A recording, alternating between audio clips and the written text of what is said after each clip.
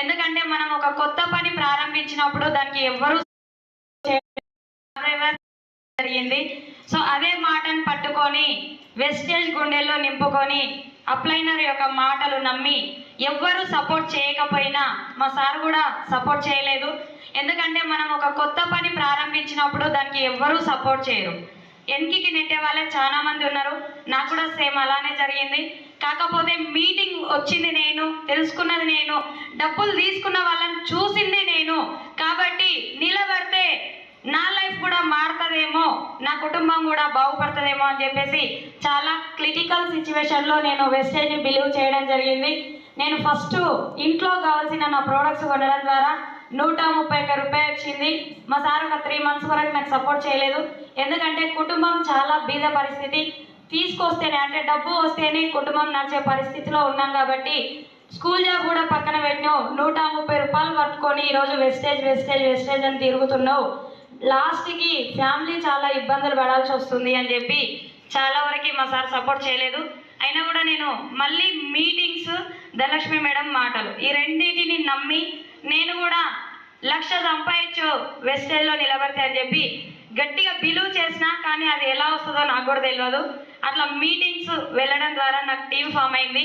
131 చెక్కుతో నేను స్టార్ట్ అయ్యి నా హైయెస్ట్ చెక్కు సెప్టెంబర్లో వచ్చింది సార్. నా హైయెస్ట్ చెక్కు 1,41,630.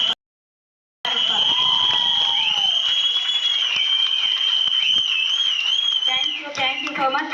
సెప్టెంబర్ 1,41,000, అక్టోబర్ 1,09,000, నవంబర్ 1,24,000, డిసెంబర్ 1,18,000, జనవరి 1,23,000, ఫిబ్రవరి ఈ రోజే వచ్చిన చెక్కు 1,15,000.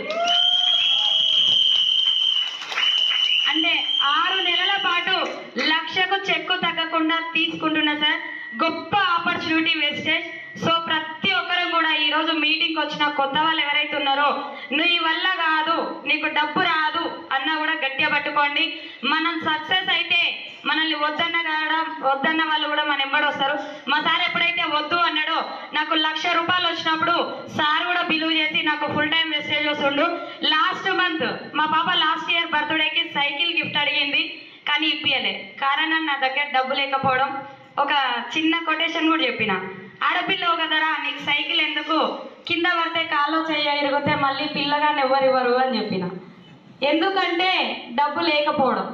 సో అలాంటి పరిస్థితిలో మొన్న డిసెంబర్ 31 మా పాప బర్త్డే, 31 రోజు నియర్ బై 10 లక్షల కారు మా పాపకు గిఫ్ట్ ఇవ్వడం జరిగింది.